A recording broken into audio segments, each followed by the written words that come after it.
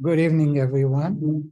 And tonight we are starting the 10th chapter of Tanya. A short introduction.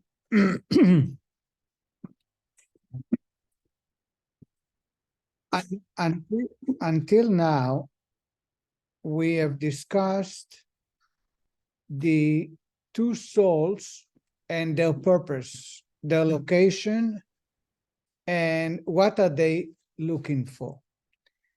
The godly soul is in the brains, and from there it spreads all over the body. The animal soul is in the heart, the left side more particular, and it spread to the entire body. They are unwilling to compromise. There is a constant war, milchama, never stops as long as we are alive.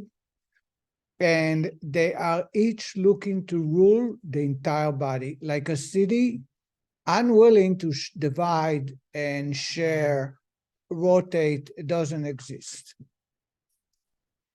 This book, the book of Tanya, is considered the book Shel Beinonim, the book that was created for the middle level. If you remember in chapter 1, we discovered, based on the Talmud and Zohar, there are 5 levels of men. There is the righteous man, and it's good for him, or complete tzaddik. There is a righteous man that an incomplete righteous, or that has a little evil. There is the Beinoni. Beinoni is in the middle. There is a wicked man who is incomplete wicked, Rasha vetovlo. And there is a wicked man who is complete Rasha, Rasha veralo. It's all evil. The book is concentrating on Beinoni. Right at the outset, the rabbi proved that it's impossible to be a Beinoni, to be someone who has half good deeds, half misdeeds. Because by Jewish law, if someone commits one sin, he's a wicked man. So it's impossible to have 50-50, as the world will interpret the word middle. In the middle means 50-50. It doesn't exist. Therefore, we need to understand how the human body and the human being lives, and what's the purpose, how it would be serving God, how does it distance himself from God, and then we can get to the idea of what a Beinoni. Today, in chapter 10, the rabbi will devote an entire chapter to the idea of a tzaddik, a righteous man. If I were to ask you, what is a righteous? How would you define? You say on people sometimes, he was a righteous, must have been a righteous man. He's such a righteous man. How many times I deliver eulogies where a family says, my mother was a complete righteous. She was very righteous. Have you heard those phrases, those terms? How would you define righteous, tzaddik? Anybody cares? Don't you know a righteous man that you can describe? Don't you? Huh? Righteous is a man who cares about others. Thank you. Anybody else? A man who lives without sin. Can you elaborate a little more? That's a good point. Well, he's in his godly soul. His godly soul is in charge, and he doesn't have urges to move. So he's only perform mitzvot. He only perform mitzvot. Yeah. Thank you. Anybody else? Yes, Dick. The Yetzer Tov is outrunning the Yetzer Hara. It's very esoteric and philosophical. I'm looking for a simple, down-to-earth. Okay, thank you. Can you describe? Can you define the idea of a good person? You said a righteous is a good person. I want to know what is how would you define a good person? Now you're talking about someone who follows God's commandments and study the Torah. All right. Anybody else? Anything else? How about a man who perform miracles? Don't you go to a tzaddik to ask for a miracle? Yes or no? Go to Rabbi. You can prove it happened. Okay.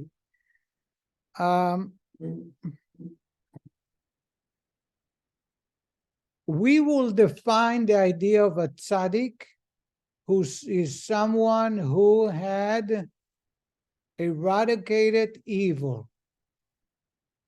It not only is expressed in the garments of the soul, like thought, speech, and action, like you all touched upon it, but the Tanya new understanding of a tzaddik is totally different. In other words, to be perfect in your deeds, to do only mitzvot and no sin, it's not necessarily define the person as a tzaddik.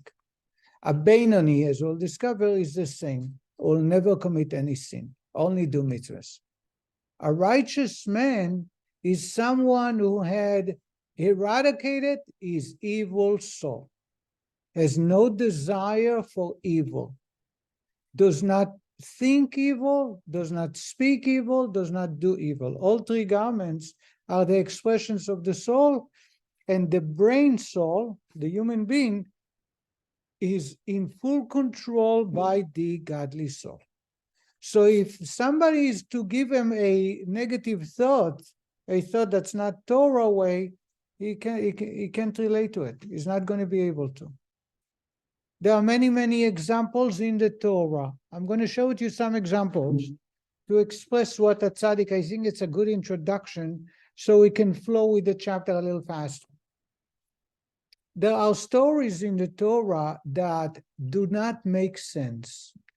The first one is when the people in the desert or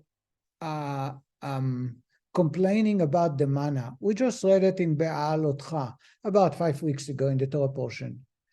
They turned to Moshe and said, complain, we can't eat it. Manna in the morning, manna in the afternoon, manna in the evening, manna on midnight, manna. We can't have the manna, we want meat. And Moshe turned to God and he's extremely agitated. He turned to God and he says, what is this they asking for meat? Where would I find meat to provide all of them? Anybody is familiar with that phrase? Me'ayin li basar. Where would I find? He turned to God and says, they are demanding, I am the manager, I'm the super.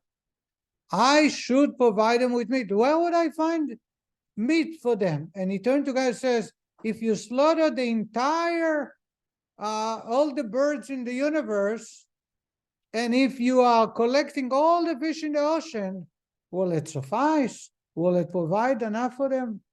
And the rabbis are pondering, what do you mean? He's asking he's complaining to God, where would I find meat? What do you mean, where are you going to find meat? God makes miracles. God can provide meat. As we know, actually, the quail was a complete miracle. What? They have cows. I don't hear you. They have cows. They had cattle beside. Right, but that's what we call a klotz kasha. That's a technical issue. That's not part of it's not the real question. The real question, how is it possible for him to tell God, where would I find meat?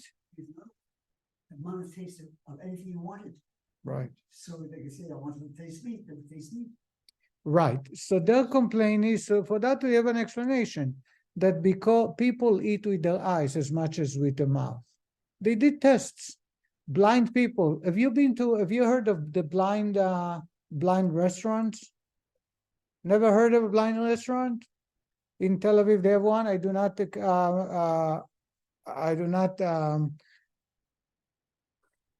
I am not encouraging you to participate because I don't think it's kosher. But they have them, I believe, in New York, in London, and in Israel, very few places, where it's a total black place, pitch dark, completely black. The waiters are all blind. And before you enter, they blindfold you. And they read to you the menu. They sit you down. You have to learn to find your chair, to find your table, to find a plate and cutlery. Then they offer you a menu and you order on the menu. And you need to find with the fork and knife to cut the steak, to cut the fish and feed yourself. I spoke to more than one person who experienced that. They said to me, it's a one-of-a-kind experience. Because when you don't see the food, you need to adapt to a different reality. The senses work totally different. They have made many, many tests, and they've shown that when we eat a strawberry, for example, my nose first smells the strawberry, and that's when I get the pleasure, before I even taste it. If we were, during COVID, when we lost our sense of smell, or people stuffed their nose, they wouldn't be able to taste strawberry. They wouldn't taste like a strawberry. People don't realize that. The same is about everything that is served in fancy places. It's all about presentation, right? You heard the presentation is more important, because the way it's laid out, the way it's shown and presented will affect the taste, will affect the way we enjoy it, will affect the way it's digested. So the manna did not have that. It was white, and they always had the same texture and the same look. And that was their complaint. I'm sorry if I went on a limb here.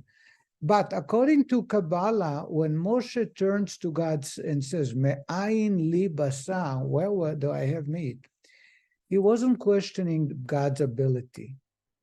He was sure God can provide. His complaint was, where do they think that meat matters to me? Why is there something that's so important to them?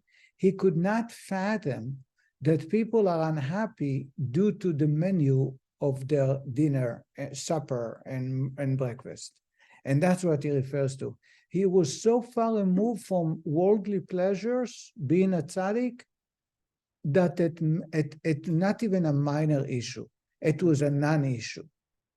The Rebbe shared once, imagine someone has a desire for red apples, and you serve them with white apples. Do you think it's a challenge for him to skip those apples? The answer is no. He never likes it. You don't like it. You don't want it. Put red apples, you'll grab them all. But white apples is not his cup of tea. It's not his taste. It's not his desire. Moshe Rabbeinu in food, he ate food to let their body connect with the soul, nothing else. So when they come and says, mana, we want meat, he turned to God and says he's fed up. Because where do I have meat from? He says, what the idea of meat that's important to serve them as a part of their daily diet is important. That's one place. Another place we see the same idea with Moshe, and there are many parts in the Torah. By the way, this is one of the best answers about Moshe complaining to God that he has no meat for the Jewish people. The second one is the sink, the basin that was built from copper. The only part in the tabernacle, the house of God, that was made of copper, not gold. Why? It was made from the mirrors that the women has contributed, and those mirrors, they're made out of copper, shined copper. God asked, Moshe refused to accept them, and he says it's vanity. For Moshe Rabbeinu to have a mirror, to want to beautify themselves, it's a vanity. It's so far removed from him that he couldn't fathom how it can be serving God. It's impossible. Only when God turned to him and says, take from them, and actually it would be the introduction to the service of God, because due to those mirrors, couples who are able to give birth to children and raise children, now Moshe was accepting them. But otherwise, he was totally removed from who he was. He couldn't even connect, he couldn't relay that mirrors would be something to serve God. And there are other stories. One more about Abraham. Abraham, upon arriving in Egypt, he turned to Sarah and he says, now I know that you're a very beautiful, good-looking woman. And all the rabbis ask, he's married to her for, how long he's married to her? 75 years. More than 70 years. Now he discovers that she's a good-looking woman. Now He can say, I know that you're a beautiful, fair-looking woman. But he says, in Inayadati, now, behold, now I discovered. The answer, the Kabbalah answer, which is the best one, is that he knew full well she was very good looking, but it never bothered him. It wasn't something important. He wasn't proud of it. It wasn't something that he was counting as a greatness. It was the wife that God has found for him. But now they come to Egypt, and over there it's very important. Now he starts paying attention, and he realized that she is very unique in the way she looks, because it's something that didn't even matter to him. It wasn't accounted as a point, scoring an extra point, that his wife is so beautiful. Huh? When the giants were jealous. The giant was coveting her after Yitzchak was born, so it was 30 years later, 36 years later. So they wanted to claim that he was the father. What? Didn't Og want to claim Og wanted her, he wanted Abraham to die. He wanted Abraham to die, Yeah. right? But this was much later, when he was fighting the 5 kings. He came to tell Abraham that Lot was captured. He wanted Abraham to fight the kings and get killed. But this was after they returned back from Egypt, after this story. There are many other points in the Torah where you see that.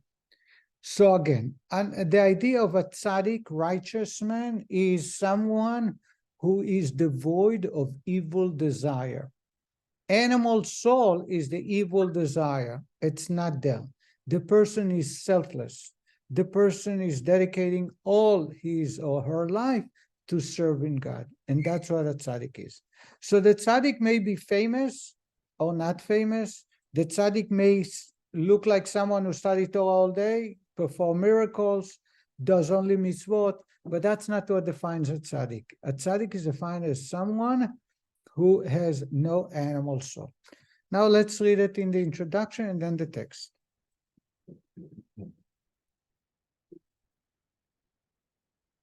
After elaborating, I'm reading on page 150, 10th chapter. After elaborating in the previous chapter on the ongoing battle between the divine and animal soul over mastery of the Jew's body, the Alter Rebbe now proceeds to explain that one who vanquishes his animal soul and transforms its evil into a good is a tzaddik. This level of a tzaddik comprises 2 general categories. The perfect tzaddik, also called the tzaddik who knows only good, is he who has transformed all the evil of his animal soul to good, while he who has not completely eradicated and converted the evil within him is termed an imperfect tzaddik, and a tzaddik who knows that he possesses some vestige of evil. The difference, so you have 2 categories. You have a complete tzaddik, someone who's converted the evil completely into holiness, and you have an incomplete tzaddik. Why is it incomplete? Because the animal soul is not completely converted. It follows, it obeys, but it's not becoming a tzaddik. The difference between the 2 sets of descriptive terms, complete and incomplete tzaddik, and the tzaddik who knows only good or who knows evil, is as follows. The former set describes the degree of the tzaddik's loves of God, for it is this love that earns for him the title tzaddik. In the case of the complete tzaddik, it is a complete and perfect love, while the love of the incomplete tzaddik is imperfect. The latter set of terms refers to the conversion of the animal soul's evil to good. An individual in whom it has been entirely transformed into his terms a tzaddik who knows only good, whereas one in whom a vestige of evil remains is terms a tzaddik who knows evil. So you have one who is completely dedicated to God. You have one who is incompletely dedicated to God. You have one who has no evil soul, meaning it does not have that he killed it, but converted into holiness. And you have one who does possess some of the evil soul that's still there. It goes without saying that evil in this context refers only to the promptings of evil that may be harbored in the heart, not, of course, to actual evil expressed in thought, speech, and action. What the Rabbi is saying when we say that it's incomplete tzaddik possess evil, it's not an evil in his thinking or speaking or doing, because that is totally gone. It's someone who has in his heart a little bit of evil. Now let's start reading, and then I'll show you some stories. When a person causes his divine soul to prevail over the animal soul, and when he wages war against the animal soul to the extent that he banishes and eradicates its evil form, its abode within him, namely the left part of the heart, as it is written, and you shall eradicate the evil from your midst, which implies that one ought to eradicate the evil within himself. The person who has, in fact, eradicated evil from his heart has not only banished the external practical expression of evil thoughts, words, and action, but has eradicated the evil itself. It has no place in his heart, he no longer desires evil. As to one who achieves this goal, but finds that the evil has nevertheless not actually been converted into good, in which case his entire capacity for desire would now be directed only towards good and holiness, since within him this is not the case. He is called an incomplete tzaddik. He is also called a tzaddik who knows evil, meaning that some vestige of evil still lingers within him in the left part of his heart, except that it finds no expression at all, not even in evil desires, because the evil, by reason of its minuteness, is subjugated and nullified by the good and cannot therefore be sensed. And hence, okay, let's stop right here before we move on. As we will discover soon, the Rebbe explains that if you are in love with somebody, completely in love, you would hate this man's enemies, and you would love this person's people that he loves. So if you have a family, you have a husband, you have a wife, and someone loves that person, you love them also, naturally. If that person has enemies, people who try to harm them, you hate them equally as much as your partner or your lover hates them. Do we need to elaborate on that? No need, right? There is no such thing, I love you, but I also love the one who is suing you. It doesn't work like that.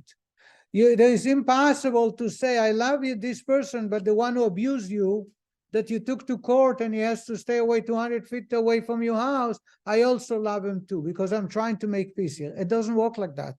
In Kabbalah, as we'll discover, true love, the expression of love, and those of us who want to discover the idea of love will come tomorrow night to the JLI, where we'll discover what the definition of love. True love is total dedication to that person. And therefore, if someone hates that person, I hate that person too. If someone loves the person I love that person equally the same. There is no such thing as I can love two opposites. Two people who fight each other, true enemies, and I should love both of them. Or I should love one of them, but not hate the other. It doesn't work. Therefore, that's why God says, those who love my children love me. Those who hate my children hate me. It's impossible to stand before God and say, I love you, and at the same time hate God's children. Now, when I say God's children, not necessarily Jewish people. It can be non-Jews who walk before God. Those people God himself loved. As God says in the Torah, that we must love the convert And the convert is not someone who converted to Judaism. The convert, as defined in Jewish legal term, is someone who accepted God and absorbed the 7 laws of Noah. So you may have a non-Jew as well in this category. If someone is in love with me, and there is another person who hates me, that person hates that person too. It's impossible to love me and love my enemy. It doesn't work. Based on that, says the Rebbe, if a person loves God, whose goal in life for every Jew is to love God, as we say in the Shema, ve'ahavta, love et Hashem Elokecha, God, you Lord, bechol levavcha, with all your hearts, in other words, complete love, then anyone who is anti-God, who is an enemy of God, becomes my enemy. You cannot say, I love God, I adore God, I appreciate all God that God does, but I also love that behavior, a certain lifestyle, because that's not possible. Then it's a reflection that our love is not true love. Now, when you have a righteous man, a righteous is defined as someone who is connected with God in a wholesome way. And therefore, there cannot be any animal soul in charge. The animal soul, if the animal soul runs the body, you cannot say that you love God, because if you love God, you wouldn't allow the animal soul to rule the body. We're not talking about actual sin. We're talking about the idea that it's there. Therefore, and we have 2 categories. One category is when someone has gotten rid of the animal soul, converted her to become God's lover, and therefore desire only kosher food, desire to study Torah, not violating Jewish law. And then there is another person who is an incomplete righteous, meaning he's totally in love with God, but it's not complete. How do I know it's not complete? Because there is a little bit of the evil desire that's still around. How do we know the difference between complete and not incomplete? Can be expressed in the following way. There are many, many ways to explain. The following story I find the best way to describe. There was a man who have read in a Kabbalah text that if you fast certain number of days, you will merit to see Elijah the prophet. It appears in Kabbalah that if you fast, I believe 80 days, one after the other, from sunrise to sunset, 80 days fasting, Elijah the prophet will come to you at night in a dream and study Torah with you. And this man decided he's going for it. He wants to experience Elijah. So he fasted for 80 days and there was no Elijah. Maybe he tried again, it didn't happen. So he goes to his Rebbe, Rabbunim of Pshischa. Pshischa was a town in Poland. Rabbunim was a very famous Rebbe, holy man. He says, Rebbe, I read in such and such places that if a man's fast for 80 days, Elijah will appear to him. I didn't appear. What's wrong? So Rabbunim says to him, let me tell you a story from the Baal Shem Tov. He says that the Baal Shem Tov used to perform miracles with his horses. Many times you travel to faraway cities to meet with people and connect them back to God, or save them from the dungeon by paying the ransom or whatever debt they had. One night, Saturday night, he told his driver, let go of the handles of the horses and let the horses go by themselves. And as the famous story is, the horses flew over many towns. In the morning, they found themselves in a town that would take about 3 days to arrive, just overnight. And then they walked to synagogue, they prayed, and then they did. Says the Baal Shem Tov, this rabbi tells the man about fasting. He says, the horses are used to, every time they would go by a town, they would stop and get fed, drink, and hay. And they passing by, because they're flying over, they're passing by one town, they're not stopping. Then they passing by another town. Usually they would stop there is a rest area for horses where they can be fed and taken care of. Stable. A stable. And they go about. So then the horses start speaking to themselves that perhaps they become angels because they don't eat, they don't drink, and they are flying. And the other horse turned to the first. He says, I guess you're right. Look here, another town we're passing by, and there is no stop. We're not eating. We're not provided with food. But what happened? They arrived in the morning at the big, faraway town. They said to themselves, they were very happy walking. They were dancing. They're not walking because they are angels. They're not horses. But as soon as they were brought into the barn and they saw the hay and a bucket of water, they ran and they dunked themselves into the water and threw the hay just like regular horses did. So the Baal Shem Tov said, the horses thinks that they are angels, but at the end of the day, when they come to their destination, the horses remain the horses, even though they actually on the way perhaps were angels because they did not make those stops. And he turned to the Chassid and he says, look at the horses. They also are fasting 80 days. There are the entire days they don't eat. And they don't see Elijah the prophet because horses remain horses. What he refers to I took the story, but I think it encapsulates the idea here. He told the man that the idea of fasting is to eradicate yourself of all the evil and dedicate yourself to God. But just taking it out of context and just fasting, saving money, and going out to dinner in a restaurant is not going to make you holier to be worthy of a visit to Elijah. Just like the horses are fasting and they don't get to see Elijah. But for us, the idea is sometimes a person would think that he's righteous and it eradicated all of evil. However, when he's placed in the barn or in the stable before the water and the hay, suddenly the horse is remaining the same horse as was before.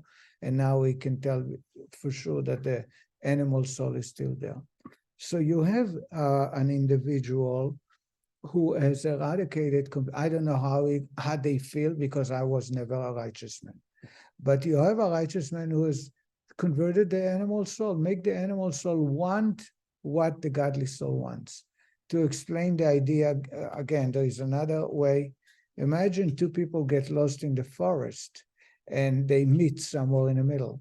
And one asks the other if he knows the route to get out, how to get out. And the first person says, I'm sure we got to turn right because going left will get us even deeper into the forest. And the other person says, I think we should go left. And they start arguing.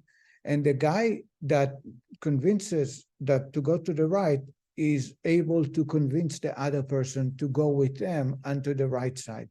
Now, there are two ways the second guy would follow. One way he would follow because he has no choice. He does not agree. I'm sure you have met people who, on every argument, even if you prove to them 10 reasons, 10 proofs, they will never change their mind. They might be forced to follow you because they have no choice, because you have proved them, but they would never admit that they were wrong. So this second guy might just follow. That's called an incomplete righteous. The animal soul just follows the godly soul. But then you have a second guy who had said to the first guy, you know what, you proved me wrong. I see your point, I agree, and now let's go together. Now the second guy is going there, not because he's doing a favor to the first guy, not because he has no choice, but because he knows that's the way to get out.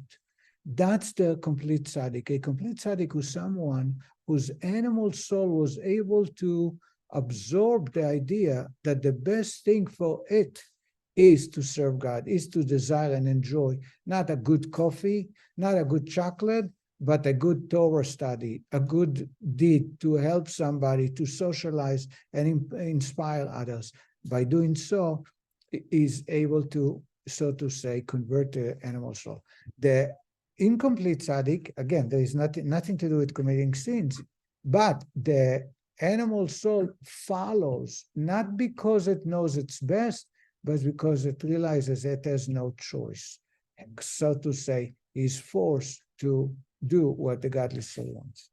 And that's what the rabbi is saying so far, that the animal soul, the first level is incomplete tzaddik, because there is a little bit of the evil soul who is still there and not completely converted into holiness. I should say there are myriads of levels of an incomplete tzaddik. There are endless levels. There are, according to the rabbi, is saying tens and tens upon tens of thousands of levels, but the common denominator is the animal soul have no power of its own. The animal soul is led by the godly soul completely. The animal soul does not put a fight, but the animal soul is still there. And in a way where, as I said, just like the horses, when they arrive at the final destination, all they can think of is the drink, the water, and the hay. And now we can continue. We are on page 151. Hence, he, the tzaddik, may imagine that he has driven it out, and it has quite disappeared. In truth, however, says the Rebbe, had all the evil in him departed and disappeared, it would have been converted into actual good. How do I know the incomplete tzaddik is incomplete? Because the animal soul is not converted into good, and therefore it's dormant, but it's not totally converted. This requires explanation. Perhaps the incomplete tzaddik feels no desire for evil because he indeed no longer has any evil, having converted it to good. Why must we say that he only imagines himself to be altogether free of evil? To explain this, the Alter Rebbe continues with a clarification of the term complete tzaddik and the explanation in brief. As stated in the previous chapter, the complete tzaddik is able to convert his evil to good only by dint of his great love of God, a love known as love delights, or love of delights. Accordingly, the incomplete tzaddik, who has yet to attain to this lofty level of love, has obviously not yet accomplished this conversion. Remember, I told you that if I love someone wholeheartedly, I love the person who loves this person. That's the same as a complete tzaddik. How do I know it's an incomplete tzaddik? Because they have no complete hatred towards those items or those characters or behavior that God hates. And therefore, it's not a complete love to God. Love of delights, then, is the ultimate criterion of where the tzaddik stands vis-a-vis the eradication of his evil. In the Alter Rebbe's words, here is the Rebbe's explanation. We are 153. The explanation of the matter is as follows. A complete tzaddik in whom the evil has been converted into good, and who is consequently called a tzaddik who knows only good, has attained this level by completely removing his filthy garments from evil. This means he despises utterly the pleasures of this world, finding it repugnant to derive from them that pleasure which other people derive, namely the pleasures of merely gratifying the physical appetite instead of using this pleasure towards the service of God. Physical pleasures dedicated to serving God are in fact holy. That is, the pleasures of enjoying the Shabbat with food and drink. It is not such a pleasure that is repugnant to the tzaddik, but pleasure for the sake of self-indulgence is wrong. He despises such pleasures, for they are derived from and receive their spiritual sustenance from the klipa and sitra achra, the very antithesis of holiness. And the complete tzaddik utterly hates whatever is of the sitra achra. Why? Because of his great love of profuse love of the light.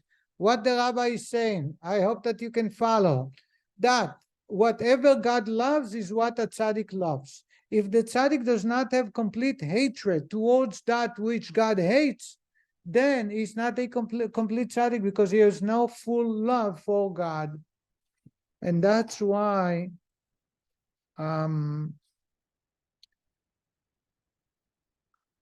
when in marriage, people who are totally, completely in love, there are no limitations, there are no secrets.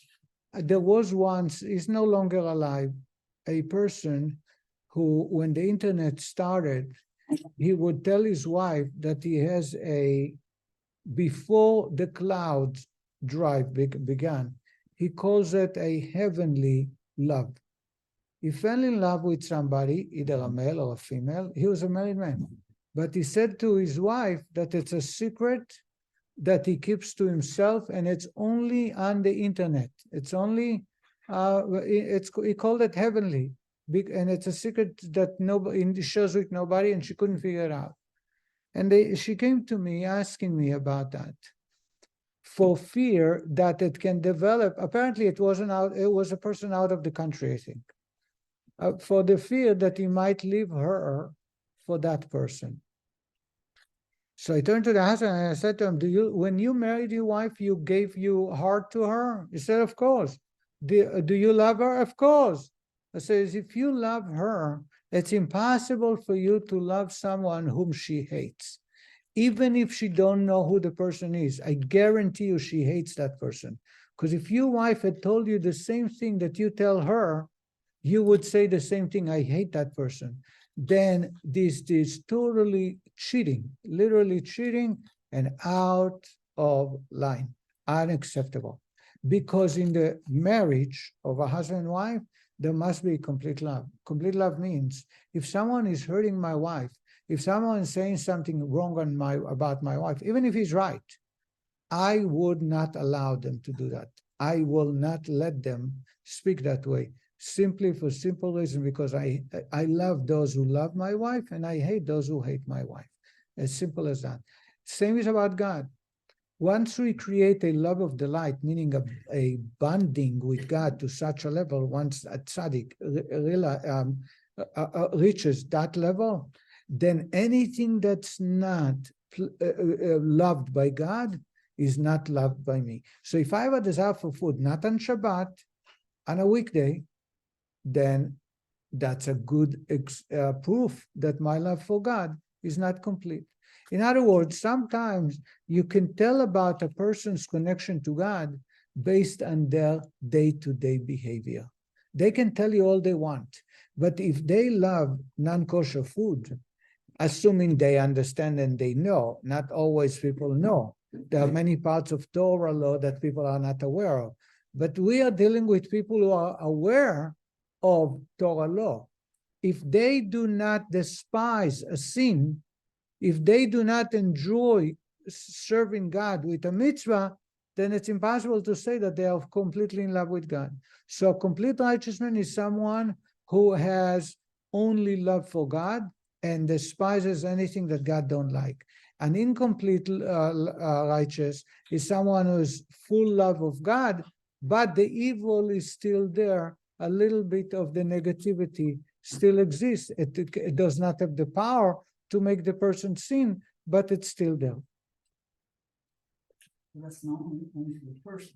Means that out the visit. It's to the person himself. Sometimes you can tell by the person's behavior, by the person's desire.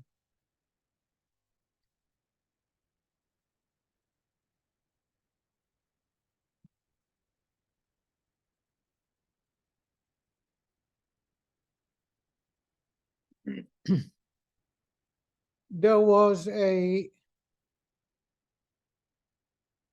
very wealthy man, Chassid, who lived in Petersburg. St. Petersburg used to be the capital city of Russia. And the Chassid that lived there. At the time, Jews were forbidden from living in large cities. They were allowed to live only in small villages and do farming. There was a period during the Tsar, and only very wealthy businessmen whom the government needed for business connection, they got a very special permit. This Chassid, Reb Michael, is a non-Chassid, and he told the Tsar that he needs a minion. So he was able to get 10 other Jews to live in St. Petersburg. One day a Chassid came from Lubavitch, from a small town, who had no paved roads, and their homes are made out of mud. So until today, you can go to Lubavitch and you see some of those homes. And he came to St. Petersburg for he needed some help with some legal issues. So the first thing he would go is he goes to Reb Michael's house. He's a chassid. That's the only place you can go. But I'm sure you can imagine he never dressed fancy. He didn't even know how to button his shirts. His pants were not buttons. And his shoes were ripped. I think the bottom sole was not there. They couldn't afford those things. And he walked through a lot. He couldn't afford when he came to the big town by a horse and buggy, they got off the horse and buggy in the city town, then to go to the house of the Chassid in St. Petersburg, he got a lot of mud. He walks into the house, he knocks on the door, the Chassid's wife, and they were very wealthy people. The Reb Shmuel Munkas was the visitor. And he knocks on the door, the Chassid, his name was Reb Pinchas. And the Chassid's wife answered the door and says, "Is this the house of Reb Pinchas?" She said, "Yeah." Says, "Oh, hello, I'm here, I'm visiting. Where is he?" "Yeah, well, he's in business, he's in his office." He said, "Okay, so I'll wait for him. I've been walking for many hours and I didn't sleep a whole night." So he walked in, he's looking for the bedroom, he finds the bedroom, he jumps on the bed with his coat, with his sweater, with his shoes. And you can imagine there was a lot of carpets. The description of the previous Rebbe, the house was very unique, that had carpets. And he walked with his muddy shoes on the carpets and he's sleeping there. The wife was smart enough to keep quiet, but it bothered her. In the afternoon, at noon, our husband comes home for lunch break. She says to him, "You have a chassid, a friend of yours from many years back, from Lubavitch, is visiting. And look what he did." And she showed him all the footsteps, all the foot. And then she takes him to the bedroom, and the guy is lying in with his shoes in the mud on the bed. There was a very fancy linen, which was very expensive, linen sheets. So Reb Pinchas wakes up Reb Shmuel, says, "Hi, it was nice seeing you." And the guy jumps and hugs and kisses him and makes him dirty. And then he says to him, "Why are you in town?" He says, "I came, I need some help. I need connection. I need to go to a certain officer to convince him to change something, a permit, who knows. And I need you to come with me because you have connection. You know how to speak. I don't speak the Russian." And so Reb Pinchas, the host, turned to him and says, "Reb Shmuel, I would love to help you wear bodies, but why this filth? What have I done that you bring so much dirt into my house and sleeping with shoes on my bed?" Reb Shmuel got so angry. He says, "What? All the rabbis invested in you, all the years he's teaching, and you're there about connecting to God and not considering these physical pleasures and beauty, and that's what happened to you? I cannot be your friend anymore. I'm going to go." So Reb Pinchas realized that he went a little too far. So he turned to Reb Shmuel and says, "Forgive me. I made a mistake. Please forgive me. Forget about, I'm taking back everything I said." So Reb Shmuel told Reb Pinchas, "I'm willing to, but you have to atone for what you've said. You have to pay a price. Sometimes when you say or do something, it's not enough to ask forgiveness. You have to pay." So Reb Pinchas says to him, "Whatever I need to, I'll do." So I said to him, this is the story the previous Rebbe shared. So I'm sharing it the words of the Rebbe. He says, I want you to take a broom, a stick, put it between your legs, hold it, like little children play that they're riding horse, like you're riding horse, and run around the whole town, say, I'm riding on a horse. And Reb Pinchas accepted it, even though he was the son of the rabbi, Reb Chanoch Henich Shik. He was the rabbi of St. Petersburg, which was a huge city. It was not a Sarasota, Florida. It was a big city. And he embarrassed himself for the whole town just to atone and to eradicate himself from that the sense of the way he behaved. Now, I don't know how to apply it. I'm sure you might have more questions than answers, but the idea is that nobody's, I'm not saying either one of them was righteous, but the idea about looking at the universe as means to an end or an end of itself. For this man, the rich man, again, I cannot be judging him because I'm nothing compared to him in the righteousness. Definitely, he was a very holy man. But once he got accustomed to the lifestyle of St. Petersburg, it mattered to him, beauty and good looks and comfort. While the Hasidim who lived in the small town still continue living like a yeshiva bocher. You know, they're all yeshiva. If the shirt is upside down or not so clean, they can get by. The shoes are not fully all there. It doesn't matter. But when Reb Shmuel came and he got angry at his friend, it was a wake-up call for him to realize that as a Chassid, the universe, the world, should take second stage, not first, second rate. And the first is to be there for a friend. The first is to be there to serve God. There is another similar story, same idea of a Chassid who needed to come to Moscow, and there was a businessman who lived in Moscow, and he came to the Chassid and he says, can you accompany me because I don't speak Russian to the high office? But the man who lived in Moscow was very, very well dressed. He had a jacket and a vest, and the Chassid who came from Lubavitch didn't even button his shirt properly. And his pants were, 3 sizes bigger than what he's supposed to, and the shoes didn't even match each other.